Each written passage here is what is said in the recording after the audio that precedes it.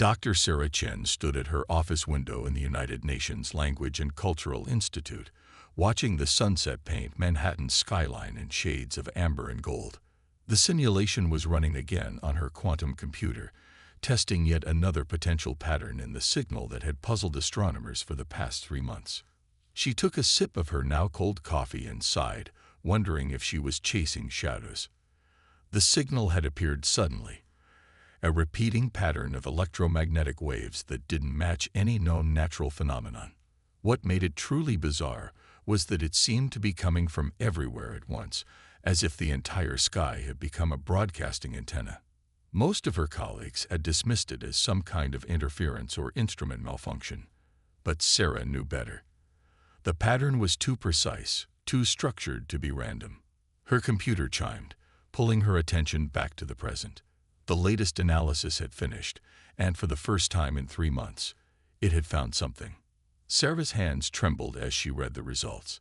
The signal wasn't just a pattern, it was language. Complex, mathematical, and utterly alien, but definitely language. Her office phone rang, making her jump. Dr. Chen, the voice of General Marcus Hayes, was tense, urgent. "Turn on your television. Any channel." Sarah grabbed her remote and switched on the wall-mounted screen. The regular programming had been interrupted across all channels, replaced by a singular image that made her blood run cold. A being that was decidedly not human stood at what appeared to be a podium. Its form was vaguely humanoid, but composed of shifting, iridescent patterns that seemed to flow like liquid crystal. "People of Earth," the being spoke in perfect English, its voice simultaneously coming from every speaker and electronic device on the planet. "I am Executor Val of the Galactic Consortium. For centuries, we have watched your development with great interest. Today, you have reached a crucial threshold. The choice you make in the coming days will determine humanity's place in the greater galaxy." Sarah's phone buzzed with incoming messages from colleagues around the world. The being was speaking simultaneously in every known human language, each version perfect and natural sounding. As a xenolinguist, she should have been thrilled. Instead, she felt a creeping dread. "The consortium offers you membership in our civilization," Val continued. "We will share our technology, our knowledge, and our protection. In return, you will adapt to our standards and accept our guidance. You have 30 Earth days to reach a unified decision. Choose wisely." The transmission ended as abruptly as it had begun, leaving billions of humans staring at suddenly normal screens. Sarah's phone rang again. "Did you get all that?" General Hayes asked without preamble. "Yes," she replied, her mind racing. "But there's something wrong. The language processing required to communicate simultaneously in every human tongue. They've been studying us for a very long time, General. Why reveal themselves now? That's exactly why I'm calling. The Security Council is convening an emergency session in 2 hours. We need you there. A car is already on its way." The next 48 hours passed in a blur of meetings, analyses, and increasingly disturbing revelations. Sarah found herself at the center of it all, working with a hastily assembled team of linguistics experts to analyze every nuance of the consortium's message. The more they studied it, the more alarming it became. "Look at the subtext," she explained to the Security Council, pointing to her analysis on the main screen. "The word choices, the structural patterns, they're not just communicating, they're conditioning. Every sentence is crafted to emphasize our junior status, our need for their guidance. This isn't an invitation. It's an ultimatum wrapped in diplomatic language." The Russian representative leaned forward. "Are you suggesting we decline their offer?" "I'm suggesting we need to know more about what we're really being offered." Sarah pulled up another display. "The signal we detected 3 months ago. It wasn't meant for us to decode. It was network traffic. Their communication systems are so advanced that the bleed-over looks like background radiation to our instruments. But now that we know what to look for..." Her fingers flew over the keyboard, and new data filled the screen. "They're talking about us, about Earth. And they're not alone. There are other species out there, dozens of them. Some are consortium members, but others—" She paused, her throat tight. "Others are listed as resource worlds or protectorates. From what we can decode, these are worlds that either refused membership or failed to meet consortium standards. They've been stripped of autonomy, their resources harvested to fuel consortium expansion." The chamber erupted in worried murmurs. The Secretary General raised a hand for silence. "Dr. Chen, what are you suggesting?" Sarah took a deep breath. "I'm suggesting we have less than 30 days to prepare for the possibility that no isn't an acceptable answer to the consortium. But I'm also suggesting something else." She looked around the room, meeting each council member's eyes. "We've just proven we can decode their communications. They think we're primitive, barely worth notice except as potential assets. That's not a disadvantage, it's an opportunity." "An opportunity for what?" the Chinese representative asked, though his slight smile suggested he already knew the answer. "An opportunity to show them why they should have studied us more carefully." Sarah pulled up one final display. An analysis of consortium technology based on their transmission methods. "They're advanced, yes, but they're also stagnant. They haven't faced a real challenge in centuries. But humans, we thrive on challenges. We adapt. We innovate. And most importantly," she smiled, and there was steel in it, "we know how to keep secrets." The next morning, as Sarah walked into her office, her computer was already running new simulations. But these weren't analyzing alien languages. Instead, they were testing ways to hide human communications inside what the consortium would dismiss as background noise. The aliens had spent centuries watching humanity from above. Now it was time for humanity to show them what they'd missed. Her phone rang. General Hayes again. "The Security Council has approved your proposal," he said without preamble. "How quickly can you put together a team?" Sarah looked at her computer screen where names were already scrolling. Linguistics experts, cryptographers, quantum physicists, and cultural anthropologists from every corner of Earth. "The team's already building itself," she replied. "Humans are good at that, working together when it matters. The consortium is about to learn just how good." As she hung up, Sarah glanced out her window at the Manhattan skyline. Somewhere up there, the consortium was watching, waiting for humanity's answer. They'd get one, but not the one they expected. Because while they'd been studying humanity's technology, our weapons, our resources, they'd missed the most important thing about our species. When pushed, humans don't just fight back. We changed the rules of the game entirely. Commander David Okonjo moved silently through the underground facility buried deep beneath the Nigerian savannah. 3 months had passed since the consortium's announcement, and humanity had been busy. The facility, officially listed as an abandoned mineral survey site, was one of dozens like it scattered across Earth's continents. He reached the Central Command Center, where Dr. Sarah Chen was already waiting. The wall-sized displays showed a real-time map of Earth's solar system, with dozens of tiny dots representing consortium observation platforms. They thought they were watching humanity. They didn't realize how carefully humanity was watching them back. "The quantum entanglement network is online," Sarah said without looking up from her terminal. "We can now communicate with all sites without any detectable emissions." She finally turned to face him, dark circles under her eyes betraying countless sleepless nights. "How are the defense preparations coming?" David pulled up his own data on an adjacent screen. "Better than expected. The consortium's arrogance is working in our favor. They're so convinced of their technological superiority that they're not looking closely enough at what we're actually building." The screen showed schematics for what appeared to be civilian infrastructure projects, solar farms, weather monitoring stations, communications arrays.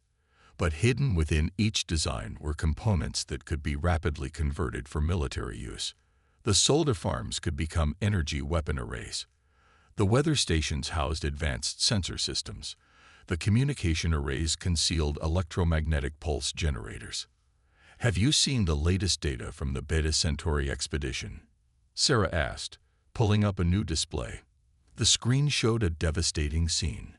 A planet stripped of resources, its indigenous civilization reduced to primitive survival in the ruins of their once great cities. This is what happens to worlds that refuse consortium membership but lack the strength to resist completely. David studied the images grimly. How many others? We've identified 17 so far. The consortium's protection is just prettier packaging for old-fashioned imperialism. They don't destroy civilizations outright. They just ensure they can never advance enough to challenge consortium authority. A soft chime interrupted them. One of Sarah's linguistics team appeared on a secondary screen. Dr. Chen, we've decoded more of their internal communications. You need to see this immediately.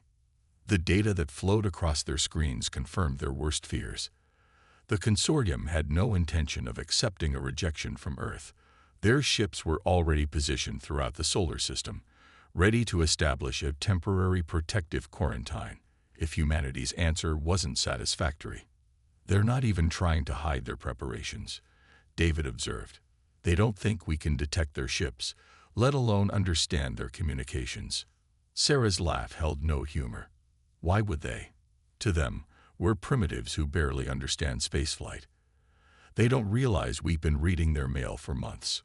She pulled up another display, this one showing the results of humanity's frantic reverse engineering efforts. And they certainly don't realize we've figured out how their technology works. David moved closer to the screen, studying the technical specifications. How much of this can we actually reproduce? That's the beautiful part, Sarah replied, her eyes lighting up with fierce pride. We don't need to reproduce it exactly. Human innovation has already found ways to improve on their designs. Their technology is incredibly advanced, but it's also standardized, inflexible. They haven't needed to innovate in centuries. She brought up a new schematic, a hybrid design that combined consortium principles with human ingenuity. They think in terms of overwhelming force. We think in terms of adaptation and asymmetric advantage. Their ships are powerful, but they're designed to fight enemies who think like they do. And we don't think like they do, David finished, beginning to smile. Exactly. Every primitive defense system we're building has hidden capabilities they won't expect. Every piece of inferior human technology is designed to work in ways their sensors won't recognize. They're preparing to fight a primitive civilization with predictable responses. That's not what they're going to get. An alert flashed on the main screen. Another transmission from the consortium. The alien face of Executor Val appeared, its crystalline features arranged in what they now recognized as an expression of condescending concern. People of Earth, the beam began. Your deliberations have consumed much time. The consortium requires your answer within the next 7 planetary rotations. We trust you will make the wise choice. Sarah and David exchanged glances as the transmission ended. They're getting impatient, David observed. How much longer can we stall? We don't need to stall much longer. Sarah brought up a global status report. The defensive networks are nearly ready. The evacuation protocols are in place for vulnerable populations. Most importantly, she smiled, and there was fierce joy in it. We're not alone anymore. The display shifted to show communications from other worlds, civilizations that had been watching and waiting, hoping for someone to finally challenge consortium dominance. Some were officially primitive worlds like Earth. Others were supposedly loyal consortium members. All of them had been secretly preparing, gathering strength, waiting for a chance. The consortium thinks they're facing one primitive world, Sarah said quietly. They don't realize they're about to face a revolution. When Earth refuses their offer, we won't be fighting alone. David studied the data, his military mind already calculating strategies and possibilities. How many worlds are willing to stand with us? More every day. It turns out humans aren't the only species that objects to being treated like children who need supervision. We're just the first ones willing to say it openly. She paused, her expression growing serious. The next few weeks will change everything, David. Not just for Earth, but for the entire galaxy. Assuming we survive them, he replied pragmatically.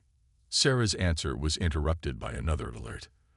The consortium was moving more ships into the solar system, taking up tactical positions they thought humanity couldn't detect. But thanks to the quantum entanglement network, every movement they made was being tracked, analyzed, and factored into humanity's preparations. "We'll survive," Sarah said firmly, "because we have something they've forgotten how to do." She gestured at the displays showing the global defense network, the hidden preparations, the growing alliance of resistant worlds. "We know how to hope, how to dream, how to imagine a better future, and then fight to make it real." David nodded, understanding. The consortium had built an empire on technological superiority and the assumption that younger civilizations needed to be controlled for their own good. They were about to learn that technology wasn't everything. Sometimes the most dangerous opponent wasn't the one with the biggest weapons, but the one with the most to fight for. And humanity had everything to fight for. The quantum display in Sarah's lab flickered with a new transmission, this one originating from a supposedly dead world in the Orion Arm. The sender's identity made her breath catch. It was the Orcs, a species the consortium had declared extinct centuries ago. Instead, they had gone deep underground, waiting and watching for over 300 years. "Your assessment of consortium vulnerabilities matches our own," the message read. "We offer our complete database of their tactical weaknesses. In return, we ask only to fight beside you when the time comes." Sarah glanced at David, who nodded grimly. In the months since they had begun reaching out to other resistant species, similar messages had been arriving daily. The consortium's empire of careful control was revealing itself to be built on centuries of quiet resentment. "Send them the quantum encryption protocols," David instructed their communications team, "and add their tactical data to the simulation matrix." He turned to Sarah. "How many does that make now?" 27 species openly committed to our cause, another 42 providing covert support." She pulled up a galactic map showing their growing network of allies. The consortium claims to represent 500 species, but it seems most of them have just been waiting for someone to raise the flag of rebellion. Their conversation was interrupted by Dr. Yuki Tanaka, their head of technological adaptation. The Japanese scientist's hologram appeared in the center of the room, her expression excited. "You need to see this immediately," she said, sending data to their displays. "We've cracked their primary shield frequency." The technical specifications scrolled across their screens. The consortium's defensive systems, while incredibly powerful, operated on predictable patterns, a result of centuries without serious challenges. Human quantum computers, combined with insight from their alien allies, had finally decoded those patterns. "Can we penetrate their shields?"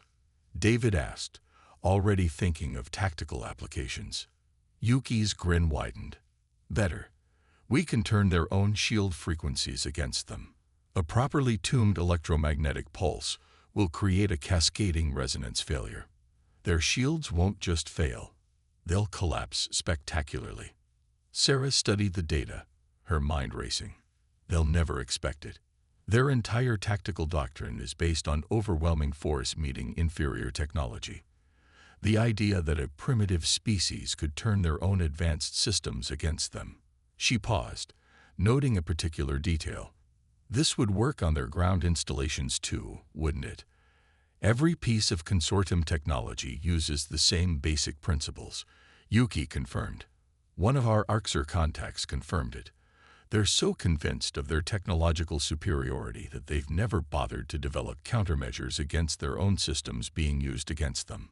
David was already updating their battle plans. "How quickly can we modify our defense platforms to generate the required pulse frequencies?" "That's the beautiful part," Yuki replied.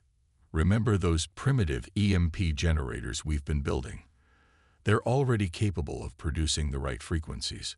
We just didn't know the exact resonance patterns until now." A new alert flashed on their screens: movement in the outer solar system. The consortium was bringing in more ships, positioning them in what they thought was a subtle blockade pattern. They still hadn't realized that every move they made was being watched, analyzed, and countered. "Time's running out," David observed quietly. Their deadline for our answer is in 48 hours. Sarah nodded, but her expression was determined rather than worried. Then it's time to show our hand. Send the signal to all our allies. Operation Mirror begins now. Across Earth, hidden facilities hummed to life. Defense platforms disguised as weather satellites oriented themselves into new positions. Ground-based installations that the consortium had dismissed as primitive attempts at planetary defense revealed their true capabilities. Most importantly, quantum messages flashed across the galaxy, carrying a simple code phrase to dozens of waiting species.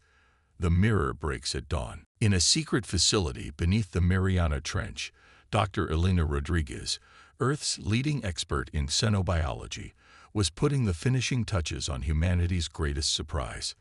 The chamber around her held rows of stasis pods, each containing a carefully engineered biological counter to consortium technology. The aliens had never bothered to protect their systems against organic intrusion, another blind spot born of arrogance. The delivery systems are ready, Elena reported via quantum link. The spores will remain dormant until they detect consortium energy signatures. Then they'll do exactly what we designed them to do: grow into their computer systems and disrupt their neural networks from within. Sarah couldn't help but smile at the elegance of it. The consortium, for all their advanced technology, had forgotten one of the most basic principles of survival. Nature always finds a way. They had built their empire on technological superiority, never imagining that a primitive species might use biology as a weapon. All teams, report final status. David commanded, his voice carrying to every hidden facility on Earth and throughout the solar system. The responses came in quickly, each one confirming readiness. Humanity's apparent submission to consortium oversight had been the greatest deception in human history. Every apparent concession had hidden a preparation for resistance. Every showcase of primitive technology had concealed far more advanced capabilities. Message from the Orcs, one of their communications officers reported. Their strike teams are in position near every major consortium installation in the Orion Arm. The Centaurians have confirmed the same for the Carina Spiral. The Regelians are ready in the Perseus Arm. Sarah took a deep breath, feeling the weight of the moment. Send the response we discussed. Let them know that when Earth rejects the consortium's offer, their ships will detect a specific energy signature from our primitive defense systems. That's their signal to begin. David studied the tactical display, watching the consortium ships move into what they thought were overwhelming positions around Earth. They had no idea they were positioning themselves exactly where humanity wanted them. Dr. Chen, a soft voice called from one of the auxiliary stations. A young linguist named Maya held up a tablet. We've finished analyzing the consortium's latest internal communications. There, she paused, almost laughing. They're actually discussing how to explain basic technological concepts to us. Once we accept their offer, they're planning educational programs to help us understand their gift of advanced technology. The irony wasn't lost on anyone in the command center. While the consortium planned their patronizing education programs, humanity and their allies were preparing to teach them a very different kind of lesson. 40 hours to deadline, David announced. All teams, begin final countdown procedures. Remember, we only get one chance at a synchronized first strike. Make it count. Sarah looked at the galactic map one last time, watching the hidden signals of their allies pulsing quietly in the darkness between the stars. The consortium thought they were gods offering wisdom to primitives. They were about to learn that wisdom came in many forms, and sometimes the most dangerous opponent was the one you had underestimated. The revolution would begin with a simple word: no. And then humanity would show the galaxy exactly why that answer should have been respected in the first place. The holographic image of Executor Val floated above the United Nations General Assembly, its crystalline form radiating smug confidence. The deadline had arrived, and the consortium expected humanity's surrender to be appropriately humble. People of Earth, Val began. The time has come for your answer. We trust you have seen the wisdom in accepting our guidance. Your civilization has such potential. Under our direction, you will take your proper place in the galactic community. Sarah Chen stood at the speaker's podium, her heart racing, but her voice steady.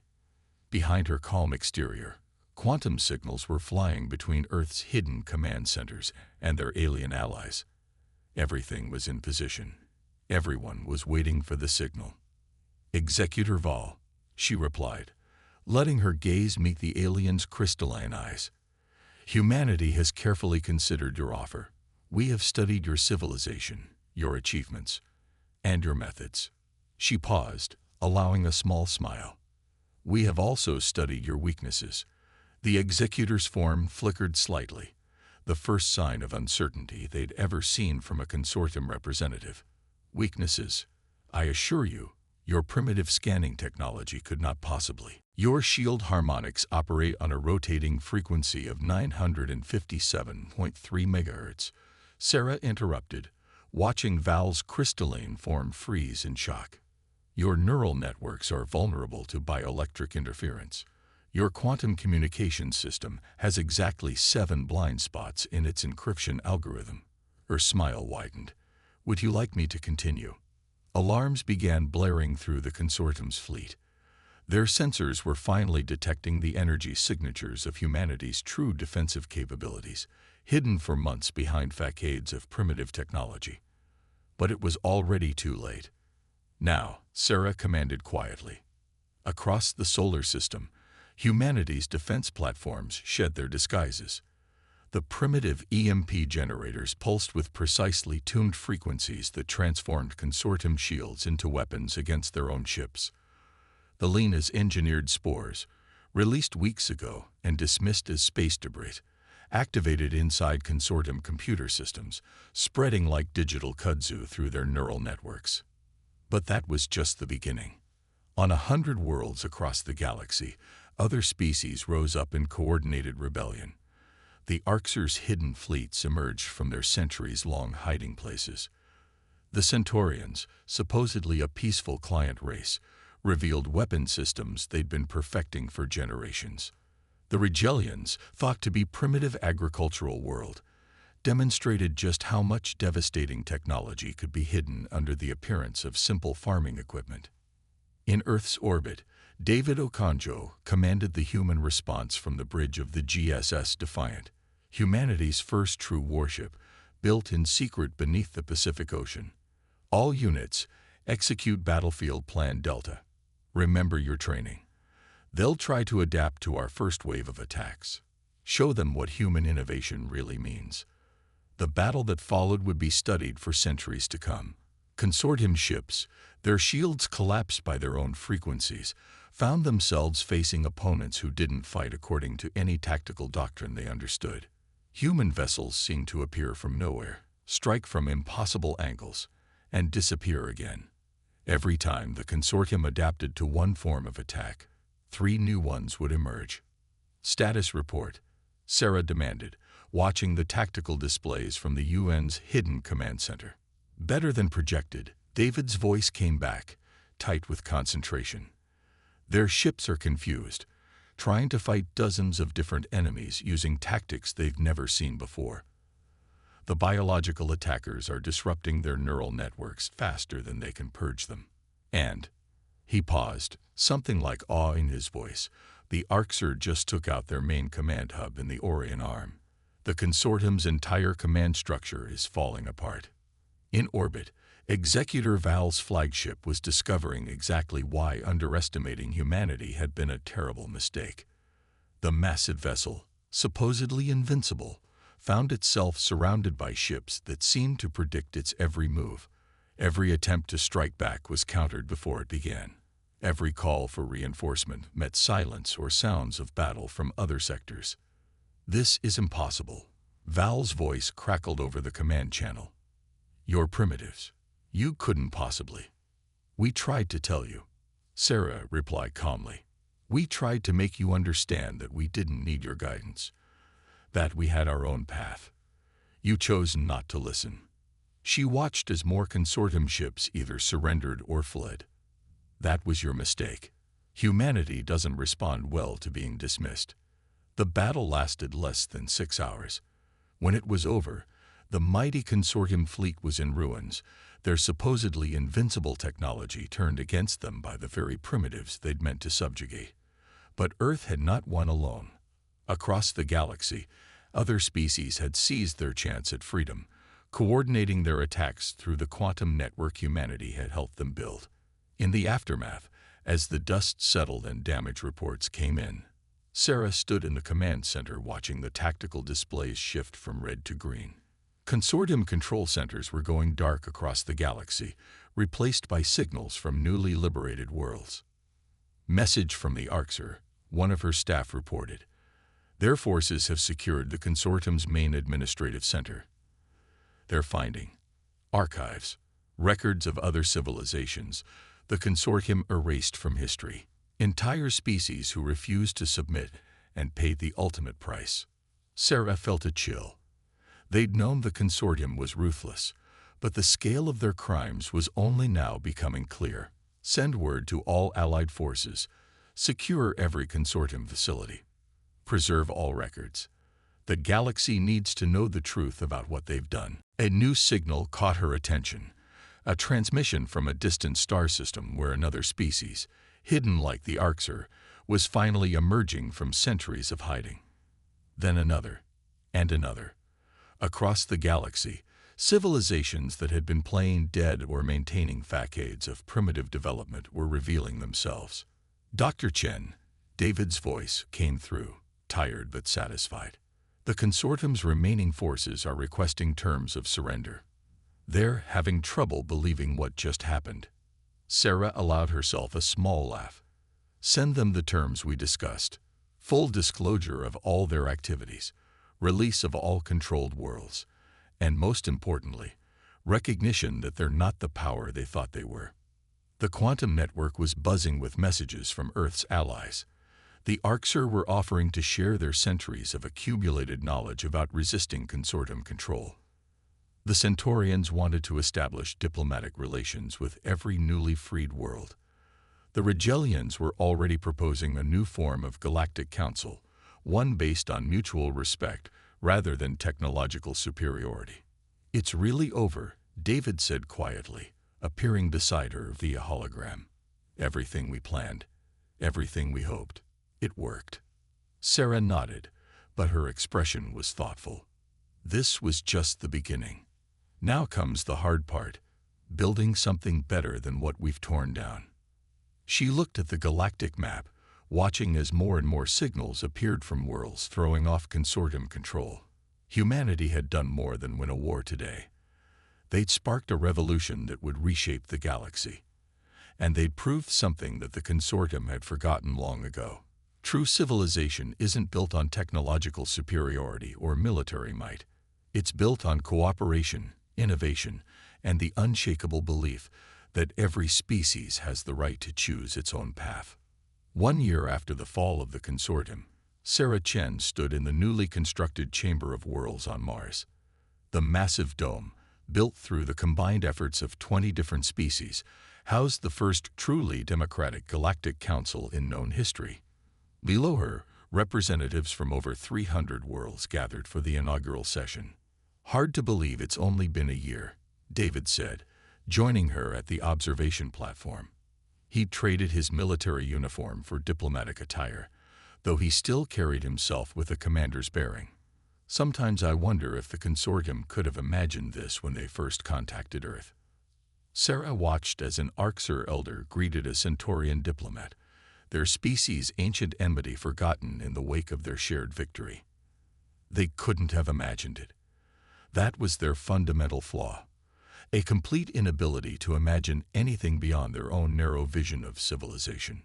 The chamber below them was a testament to that failure of imagination. Where the consortium had demanded uniformity, this new alliance celebrated diversity. Each species brought their own unique perspectives and technologies to share. The Orcs' centuries of hidden technological development, the Centaurians' mastery of biological sciences, the Regelians' revolutionary agricultural techniques, all freely shared among equals. Message from the restoration teams on Proxima B. One of Sarah's aides reported, approaching with a data tablet. They've successfully reversed another case of consortium technological suppression. The indigenous population is rediscovering their original scientific achievements. This had become one of humanity's primary missions in the post-consortium galaxy, helping worlds that had been deliberately held back reclaim their heritage. The consortium hadn't just conquered, they had systematically erased cultural and technological achievements that didn't fit their vision of proper development. Director Chen, a melodic voice called. Sarah turned to see Zora, one of the newly discovered Lydian species. The crystalline being, similar in appearance to the consortium, but radiating warmth rather than superiority, approached with evident excitement. The quantum archaeology team has made another breakthrough. We've recovered records of 15 more species the consortium tried to erase from history. This too had become part of the new order, the painstaking work of uncovering and preserving the truth about the galaxy's history. Every recovered record, every rediscovered species, was another step toward healing the wounds the consortium had inflicted. The chamber's main displays activated, showing a real-time map of known space. Green lights represented freed worlds, blue ones showed the locations of newly discovered civilizations, and yellow markers indicated ongoing restoration projects. The red dots marking remaining consortium holdouts were few and growing fewer. The last consortium loyalists have requested amnesty, David reported, checking his own updates. They've seen enough worlds flourish under the new system to finally accept that their way wasn't the only way, or even the best way. Sarah nodded, remembering the battles of the past year, not just military engagements, but the harder fights against centuries of ingrained prejudice and fear. How are the educational initiatives progressing? Better than expected. The joint human Orcs teaching programs are helping younger consortium members understand why their system failed, and the Centaurian cultural exchange projects are breaking down barriers faster than anyone predicted. Below them, the chamber was filling with more representatives. Some arrived through traditional spacecraft, others through quantum teleportation, and still others through means humans were only beginning to understand. Each brought their own methods, their own perspectives, their own unique contributions to this new galactic community. The human factor, Sarah mused, watching the interactions below. That's what the consortium never understood. They saw our technology and dismissed us as primitives. They saw our divisions and thought us weak. They never understood that our greatest strength was our ability to work together, to adapt, to imagine better possibilities. A soft chime announced the start of the session. The chamber quieted as representatives took their places. Sarah moved to the central platform. As one of the key architects of the consortium's defeat, she had been asked to open this historic gathering. Representatives of the free worlds, she began, her voice carrying clearly through the chamber. 1 year ago, we proved that true civilization isn't measured by technological advancement or military might. It's measured by how we treat each other, how we learn from each other, and how we grow together. She gestured to the displays showing the growing network of cooperating worlds. The consortium believed that younger civilizations needed to be controlled and guided. They forgot that every species, every world, has something unique to offer. They forgot that true strength comes from diversity, not uniformity. The assembled representatives nodded, many having experienced the consortium's guidance firsthand. Sarah continued, her voice growing stronger. In the past year, we've discovered wonders the consortium tried to suppress. We've unlocked mysteries they tried to hide. Most importantly, we've begun to heal wounds they inflicted across centuries. New data flowed across the displays. Achievements of the past year, worlds reclaiming their heritage, species rediscovering their potential, ancient enemies becoming allies in the work of restoration and growth. But our work is far from finished, Sarah declared. There are still worlds to free, cultures to restore, truths to uncover. The galaxy is vast, and we've only begun to understand its true diversity. She paused, looking out at the gathered representatives. Humans sat beside aliens, former enemies worked as allies, and species the consortium had tried to erase stood proud and free. This council represents something the consortium could never achieve: true unity, not through force or fear, but through mutual respect and understanding. David stepped forward, adding his voice to hers. We've proven that every species has something to teach and something to learn. That true progress comes not from following a single path, but from exploring all possibilities together. The chamber erupted in approval. Species that had once been enemies now stood united in common cause. The galaxy was entering a new era, one built not on domination, but on cooperation and shared growth. As the session began in earnest, Sarah returned to her observation post. Below her, the future was taking shape. Humans worked alongside aliens, sharing ideas, solving problems, building something new. The consortium had wanted to control the galaxy. Instead, they had unwittingly sparked its liberation. Ready for what comes next? David asked quietly. Sarah smiled, watching as yet another previously hidden species was welcomed into the chamber. Always. After all, that's the human way. Always ready to face the next challenge, discover the next wonder, imagine the next possibility. The stars shone through the dome above them, no longer representing distant barriers or threats, but endless opportunities for discovery and growth. Humanity had not just survived its first contact with galactic civilization, it had helped forge a better one. And this was only the beginning.